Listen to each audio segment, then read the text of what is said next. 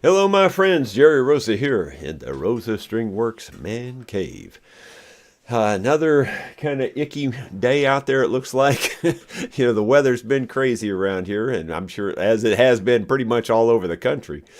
And it looks like it's going to be another on again, off again rainy day. That's the way it was yesterday. I'm not complaining about the rain, and it's good as long as it's not, torrential flooding. I'm real happy with the rain. It's got the creeks back up, the springs are flowing, and everything looks really nice. I'm really happy about the rain, in fact. Well, I was informed yesterday that the gospel song that I sang, He's Coming Again, I had played that twice before on the channel. Eddie let me know, and he sent me video evidence to prove it. So you can't put nothing past Eddie. That's why I call him my super fan. He's way more organized. I only wish I was that organized that I could keep track of all that stuff. I may have to hire him as my librarian or something and send everybody with queries to him because he truly knows where everything is. It's amazing.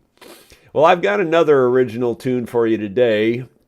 I thought I would tell you the story behind this one, and I'm sure I've done this one on the channel once or twice too, probably. I mean, I don't remember doing it, but I probably did. Anyway, the story on this one is, I used to work downtown, and I retired in 2001, but I still would travel back and forth down there even after retirement for a little while. I didn't keep that up very long, but there was things I had to do, I guess loose ends to tie up or whatever. Well, I wrote this one on February 12th, 2002, and I was in the middle of rush hour traffic, and it was on I-270. If you know anything about St. Louis, I-270 comes from around north and goes around south. I mean, it just circles the whole city on the outskirts perimeter of the city. And it's a very, very busy highway. And it was really rush hour. And I mean, it was 70 miles an hour, bumper to bumper. I mean, it truly was. And, it was about as crowded as you could possibly be and still be going that fast. And in the middle of that, I wrote this song. Nothing like concentrating on the driving in the traffic, when you're in the middle of something like that. But what happened was this car, you see these bumper stickers all the time that say Jesus. Well, and you notice them, of course, but this particular one said Jesus, and then in small print under it, it said, "Don't leave Earth without him." And so I started writing this song almost instantly. Now, the way I wrote songs back then when I was in my car, which I did quite a bit while I was in my car, was I had a little tiny pocket tape recorder, one of them little bitty ones. And I would just sing into the recorder. That way I could, record the song and I wouldn't forget it. Because, 30 minutes later, I wouldn't be able to remember what I had written. I'm going to try to do this in B flat this morning, trying to drop it down a couple of notches. I don't know, most people would probably call it, I've been doing it in C lately, but I'm going to drop it down to B flat. Now, to me, the way I think of that is I'm dropping it down 2 frets. I think the official word would probably be a step and a half, but for me, I just think of it as 2 frets. Because we're going down from C down to B flat. It doesn't matter what you call it. It's matter as long as it's one of those deals. As long as you know what to do with it. So to me, I think I know what to do with it. We'll find out here. We'll find out shortly. All right, here we go. It starts off on the chorus. Let me get the camera turned down where I can get the mandolin in here a little bit where people can see some of the chords anyway, and I'm trying to figure out where the best place is to be. This chair is so low. I wonder if it'll come up any. Doesn't look like it. Oh well, just the way it is. And of course it went out of focus. I looked into new cameras, and man, I can't find one that seems like it's going to be any better. Honestly, I can't. Oh, why are you doing that? Why do you just got to do something dumb? So dumb. It's just so dumb. It just makes no sense at all. It makes no sense at all. I get so frustrated with stuff like that. Don't leave Earth without him. I heard that preacher say, oh, I care so much about him. I'm on my knees today, for I'm just a lowly pilgrim at the end of life's highway. And I know that I'm not worthy of my Lord's amazing grace. My life, just like all others, has been filled with tempts and trials, but I've tried to overcome them as I've walked each weary mile. For I know he walks beside me even when the worst is done. And I pray he walks beside me as my final race is run. Don't leave Earth without him. I heard that preacher say, oh, I care so much about him. I'm on my knees today, for I'm just a lowly pilgrim at the end of life's highway. And I know that I'm not worthy of my Lord's amazing grace. He whosoever believes shall never die, but live with him forever in heaven's paradise. I kneel down before him on my final judgment day, and I pray the Lord forgiveness through my God's amazing grace. Don't leave Earth without him. I heard that preacher say, oh, I care so much about him. I'm on my knees today, for I'm just a lowly pilgrim at the end of life's highway. And I know that I'm not worthy of my Lord's amazing grace. My Jesus makes me worthy of my God's amazing grace.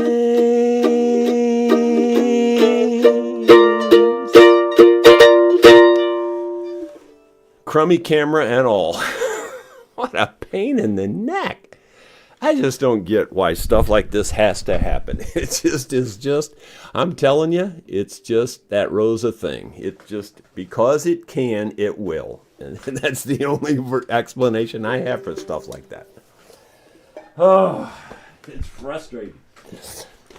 Oh, well. Stuff happens. Let's see. Okay, let me get onto my outline here so I kind of keep track of where I'm at. And it's perfectly in focus now. Let's see.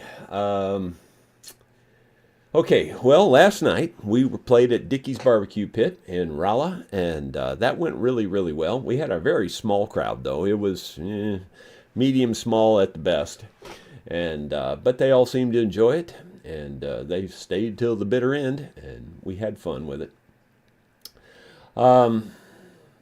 The auction instruments, I dropped them off at UPS yesterday, so they are on the way. If anybody absolutely wants their tracking number, if you email me, I'll try to get that back out to you today. Anyway, they should, I would think they will all be arriving by Friday. So that's all up in good shape. I packed them very carefully. I loosened the strings on all three instruments, so when you get them, the strings are going to be loose. So you'll have to tune them back up. The reason I do that is in case they get dropped or shocked in the, they're packed well, but if they get shocked, that, having the strings loose lessens any possibility of damage. Um, Six-string Heroes. Yeah, I'm behind that thing now. I'm 100% behind it. I'm going to get it done. I talked to my buddy yesterday on the phone. He said there's no absolute rush. It's a continual fundraising event. They just happen to have a special event this April, during the month of April, and it's later in the month where they're doing some kind of drawing or something. But that doesn't really matter. So if you would like to get behind it and help me out, and I know Dottie has already, and there's one or two others that have. I think the best way right now is just to send me an email and tell me how much you'd like to donate, and I will send you a return invoice through email with PayPal, and you can just pay the invoice with your credit card or PayPal itself. You can pay it through PayPal or pay it with a credit card. And then that whatever money comes in that way, I'll write them one check at the end. And by the way, when you send me that, I will, in the return email, I'll give you the tax ID number also. So it is a tax affecting charitable contribution, I guess you'd say. Let's look at the video about the guitar I'm going to restore, and I was completely wrong on the brand. It is a Larrivee guitar. So here you go. Well, my friends, I told you that I had a guitar in the shop that I could donate to the Six-String Heroes. It's got a huge crack right here, and that was the original problem. But then the crack also developed across here, and the bridge is bad. I've already removed the bridge. I heated it up and forced it off there, but this crack isn't, you can't force it shut. It won't go shut. Some people are going to say it's humidity related, and I'm 99.9% sure it's got nothing to do with humidity. It's either got something to do with the top was too wet, it wasn't dry enough when they built it, or it's these sides have a lot of tension and are pushing out, and these round sides like this really have a lot of tension, or could potentially have a lot of tension. Let me rephrase that and say it that way. They potentially have a lot of outward pressure, which would cause this to break. Regardless, I don't think it's related to humidity at all. I think it could be related to moisture, but not humidity. The moisture being in the wood, and it was too wet when they built it. That's just a possibility. Don't know for sure.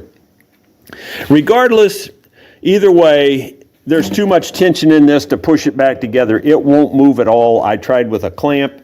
So what I'm going to do is fill this crack and stain it to match as best we can. When I say stain it, I mean there's a chance that the white wood that I'm going to put in there is going to be a lot lighter color than this, so I might try to, use some color on it to try to make it the right shade. Just don't know how I'm going to do it yet, but we'll figure it out. Anyway, this is a very nice Larrivee guitar. I was trying to look the price up on this, and with all this inlay and everything, I don't really know what this one would sell for, but I'm pretty sure we're talking in the $4,000 range or more. So it's worth fixing up, and we're going to fix it up and then maybe auction it off for the Six-String Heroes. And I made that clip before I talked to my friend, and so the maybe is not a maybe anymore. It is, we are going to fix it up and auction it off, and the proceeds will go to the Six-String Heroes. It's a very nice guitar, other than the obvious damage there. It's going to be just fine and perfectly playable, I think. And I'm not going to fill that crack with filler. I'm going to actually, use Tight Bond and glue a strip of wood in there, a matching kind of piece of spruce to fill that void. And I think I've got it figured out how I can match the color pretty well. I have some yellow shellac that I'm pretty sure is going to match that color just really, really well. But either way, we're going to match it as good as we can. I'll get Sue involved, who can see colors, and we'll make it match as perfectly as we can, and we'll fix the finish, and it's going to look, it's going to have a crack. I mean, there's nothing I can do about that, but we'll make it as nice as we can make it, and I think anybody would be happy to own it. It's going to be a really fine guitar when we get it all fixed up. And in case anybody has any doubts about what I'm talking about that pressure, those round body guitars, it's a spring. I mean, that when you bend those round sides, it's a spring, and it's trying to straighten out. Any bent wood is that way, any bent wood. But that round, that perfectly smooth round, is even more so. It's just a giant spring pushing out the whole time, and it wants to go back to straight. And I'm telling you right now, with a clamp, I was putting some pressure on that sucker, and it wasn't budging. And I'm going like, well, that ain't going to work, you know. So there's no reason to overstress it and break something. And besides that, even if you did and you glued it, what's that going to do? It's going to push it right back out. And, you know, common sense will tell you that. And, you know, and of course, Larrivee, I'm sure, I'm not picking on Larrivee. I mean, I think they're great guitars. So that's got nothing to do with Larrivee. But, you know, people are going to have different opinions on what caused that. And Larrivee is going to probably tell you it was humidity and all that, just to more or less save face and in their own self-defense. But the truth is, I've seen this for 40 years. And I guarantee you, if you took that top off that guitar, I guarantee you that sucker's going to spring out. Guarantee you. And seen it. Been there, done that. I know what the problem is, and it's just pushed out. I mean, it's possible it was a combination of that and moisture in the wood, and the wood's dried out more. That's a possibility also, but it's most likely it's the outward pressure that's caused it.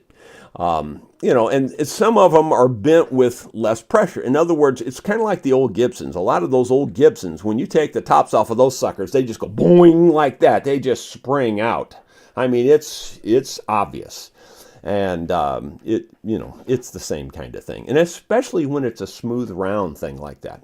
That's especially bad. Like the dreadnought shape doesn't do it as much because it's a different kind of shape. It'll do it, but it doesn't do it as much. But that perfectly round, absolutely every time it's going to do that. So that's what's causing it, I'm sure, and there's nothing you can do about it except fix it. So we will fix it. I will make a new bridge for it, and I'll make the bridge look as close to the original as possible. It'll be as near perfect as it can be when I get done with it. And the best, I couldn't, there's no model number inside the guitar. On the label, it's just a generic Larrivee label. There's no model or serial number or anything inside the guitar that I could see. Now, maybe it's hidden in a certain spot that if somebody knows about Larrivees, you could tell me that. I didn't really get in there and look all over the place. I just looked at the label and I looked at the neck block and I didn't see anything. Anyway, if you know what specific model that is, where I can maybe get a better price on it, or if you want to send me a better price on that, I'd just like to know what it is actually worth. The closest thing I could find on their website looked to be in the $4,300 range, around that. But that one didn't have the extra inlay that this one had on the neck. So, you know, this is a nice guitar. It's every bit of that kind of price. So we are going to fix it up. I'll get it probably fixed up within the next couple of days, and then I'll produce some sort of a video about the auction on it, and we'll get it out on the auction before too long. And I hope you'll support the cause, and remember that it's for a good cause, not just a guitar. Let's see, what else? But again, I'll remind you to send me an email if you would like to donate to the cause, and just in the email say how much you would like to donate, and then I will send you a return invoice for that amount. And I'll give you the tax ID also, so it is tax deductible. Today, I'm going to probably have to go start another dang fire because it's kind of chilly in here. It's in the low 60s, and for me, it's perfectly fine. But for Sue, she's probably wearing an insulated sweatshirt with a hood drawn up around her head right now because it's just, she freezes on this kind of temperatures. And if I have a minute this morning, I'm going to try to go out and look for some mushrooms, although it's kind of drizzly out there. I probably won't do that unless it clears up a little bit. And then, of course, the rest of the day, I'm going to be working on that Larrivee guitar because it's a good day to be working inside with the way the weather is. That's about everything I know at the moment. Let's go to the comments. I joined in a little bit on the comments this morning before we went live. I told somebody I slept in today. I slept in till 6 o'clock. I mean, I can't believe I actually slept that late. But I'm usually up by 3, 4 o'clock, 4:30 at the latest. Let's see. Looking for question marks primarily. Let's see. John Pepper was number one. David Tharp and Rod Wintler and Dottie Hildebrandt, Timothy Werblow. But question marks is Bill Mumblow. Everyone had to watch to catch up yesterday. I was having second cataract surgery. Eyes bloodshot. Well, I say I'm wishing you a speedy recovery there, Bill. Hope everything goes well for you on that. Those kinds of surgeries can be life-changing. They can really improve a lot of things for you.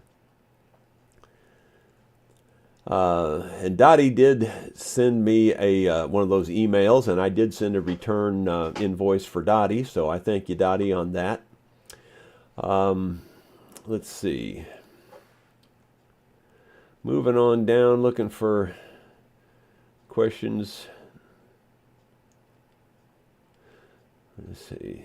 Dottie had an idea, and I'm thinking about looking into it, about putting grease joints in all the, or grease fittings in all the joints. If I could think of a way to do that, boy, I need something to slow the friction down. Let's see, moving on down here. Well, it scrolled on me big time. Where did it move to?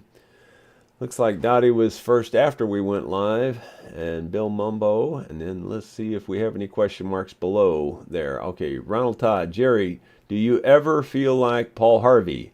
And now it's time for the rest of the story. Yeah, yeah, I loved Paul Harvey. I really did. I thought his stories were great. I just really, and his voice was so unique and the way he talked. I don't know how he did it, but he had this very strange voice, you know. But anyway, it was very, very cool. You could always tell it was Paul Harvey, and I loved his stories. Bill Mumbo says, if the song's too high, just get a taller chair. Yeah, yeah, yeah. I've told some people some of these songs have been so high that they sing. I said, man, I'd have to stand on a stepladder just to sing bass to that.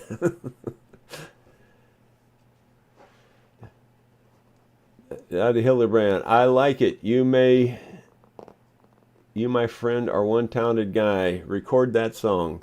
Well, we will get it recorded. Carolyn Fike says, sweet song. Thank you. Yeah, and I didn't even have a wreck while I was writing it. I'm not kidding you when I tell you that was some really heavy traffic and really fast. And I even as I was doing it, I go, I need my head examined. But you know, when that inspiration strikes you, that's the moment you got to do it, or it's gone.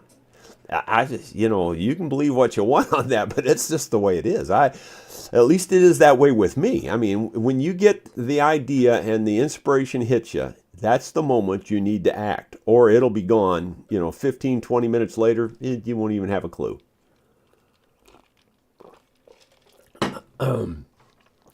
Let's see, Bill Mumbo, let's see, I have my eyes fixed and you're still out of focus.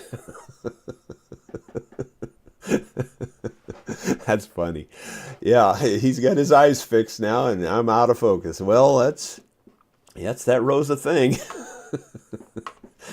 I tell you. I searched and searched, and well, I've done it several times already, actually. And I thought, well, I'm going to look again. Maybe I'll see something different that I haven't seen before. But I keep looking at all these different vlogging cameras and things, and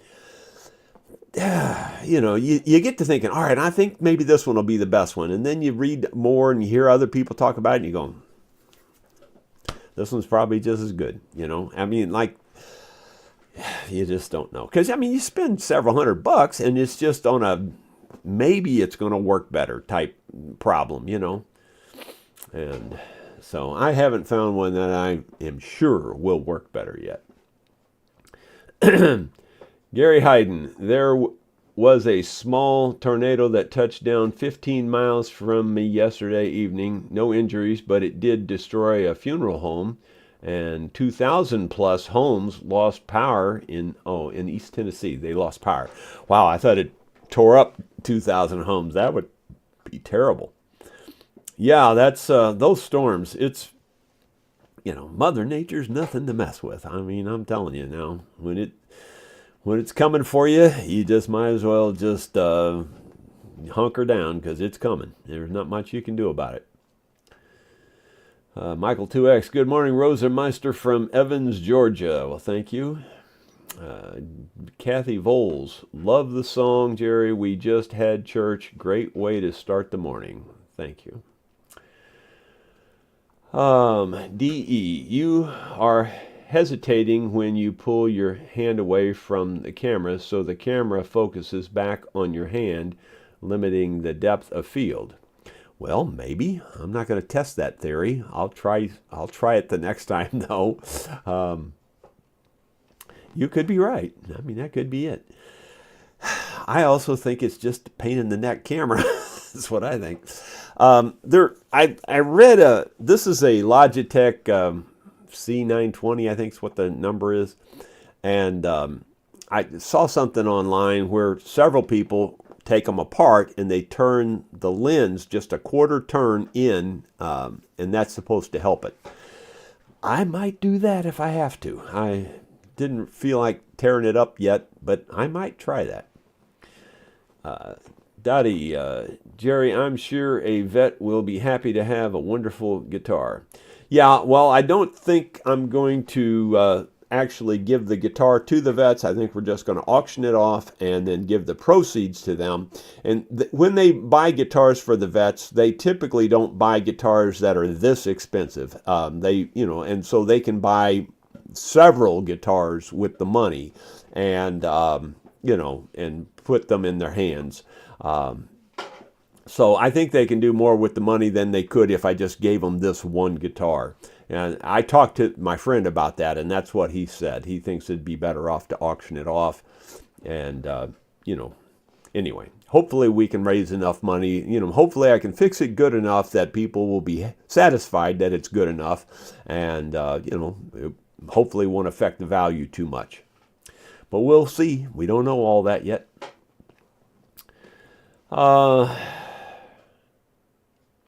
Gary Cooper says, I've never heard of that brand of guitar. Larrivee guitars are nice guitars. They're nice guitars. They're out of Canada, I believe. Don't know much about them myself, to be honest with you. Steve Mann, good morning, Jerry and friends. Will you make a video of the crack repair? Yes, I am making videos on it already. I even made a video on removing the bridge. And let me tell you something.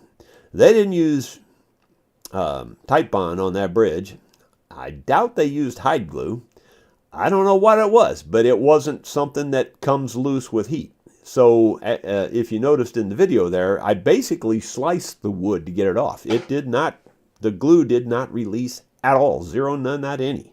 And I heated it up a lot. In fact, I heated it up accidentally more than I should have. I got busy with something else and I forgot that I had the heater on the thing. And so it was on there at probably 5 minutes longer than normal, and didn't even budge. Didn't even get close to coming loose. So it was hard to get off. So I don't know what glue they used, but I kind of suspect it may have been some form of epoxy or something. Don't know. And that's good. That's fine as long as you never have to take the bridge off. But because that bridge was cracked, I didn't have any options. You can glue it back, but that's just a temporary thing. Whatever caused it to break the first time is probably going to cause it to break again. That's why gluing that big crack down the top, you're just wasting your time. Unless, if it would have closed real easy, that'd be one thing. But, since it didn't, and since I could tell it was going to take 2 men and a boy to close that crack, then there was no reason to pursue it any further. You're just going to have to fill it. And I definitely would not want to be the guy that had to take the top off that guitar. Oh my gosh. Or the back, either one. That guitar is going to spring open big time. I'm just positive of it. Steve Mann, good morning, Jerry and friends. Will you make a... Oh, I'm sorry, I read that one. That's just me and my reading. Ben Boyd, would you ever consider working the cracks open to accept a wider piece of wood color and use it as a highlighting piece to accent the cracks? Might be aesthetically more unique. Well, maybe if it were, if there were some symmetry to it, but the fact that this one's kind of off center and it's not, yeah. So I'm going to try to hide it as best I can, I think, in this particular case. Gary Hayes, Jerry, is it possible to have JR and his wife to play sometime on a jam vlog? Well, I've talked to Emery about it several times, actually, and she's had some sort of a problem. I don't remember what she said exactly. I think it's with her throat, that she just really is not wanting to get back into it too soon. And she's starting to get back into it a little bit, and hopefully one of these days she will. DE, I agree the camera could be a real pain in the neck. Yeah, it sure can be when it wants to be. It's just like that one. I don't even know why it did it. I mean, okay, like the comment there that my hand was too close and then it focused and I'm pulling it back too slow, that kind of thing. Okay, fine, I get that. But it had a lot of time to refocus during that whole song. Did it ever do that? No. So I don't know. It's just a pain in the neck, if you ask me. Ronald Todd, what happened to the truck project? I haven't heard you talk about it lately. Well, it's still on hold. I'm trying to go ahead and get the water wheel thing done, and then the truck will be the #1 project. And then after I get the truck done, then I'm going to add on to my shop there, I think, for room to work on, tractors, trucks, cars, all that stuff. Bigger things. I've got several big projects planned for that once I get to it, but I just hate to do it in that little tiny shop that I have now. I mean, yeah, you can pull a tractor in there, but then you're squeezing between everything to get, and you just can't get down to the tractor to work on it. And it's at times, it depends on where you're at, but it's just not enough room where it's at presently. It's better than no shop for sure, but like you can pull the tractor to one side and then you can work on the one side of it, but as soon as you need to go around to the other side, well, then now you got to move it again or something. And if it's incapacitated, that's not that easy to do. So while it's better than no shop, it's a bigger shop where you can, have some room would be really ideal for as much stuff as I do. And that's what I'm going to do. I'm going to make it bigger. Let's see. Tom Broom just gave me a super chat for Sadie's treat fund. Well, thank you. I'll do something like that for Sadie. The vote's still out on her. She's starting to learn some things. Like she's been going with me whenever I take the Ranger out. And she's got habits. Like, for instance, she will almost not get in the Ranger unless she goes in through my door. Well, I'm blocking that off a lot now and keeping her. I'm saying, you got to go around the other side and come in, that kind of thing. And she's learning, but it's a struggle with that dog. And then, like I said, she knows to go out there and find those antler and bring them back. And she'll do maybe 3 or 4. She'll just do it and I'll praise her and give her a treat, that kind of thing. And then maybe the 5th one, she just goes out there, picks it up and just walks over and drops it and takes off somewhere else. I mean, it's just, give me a break, dog. I don't know. Just amazing. Just amazing. Like I said, she's a great dog in terms of a pet, but that's not what I'm after. I'm after a helper, and she's not real helpful at the moment. Let's see, what else? I think that's it. Looks like everybody's got their... we got 170 viewers, by the way. But thank you, Tom. I appreciate that super chat. We will have something else for you tomorrow. I'll go down there and work on that guitar and maybe give you a little update on that tomorrow as well. And otherwise, we'll just be here with something else. We'll see you then.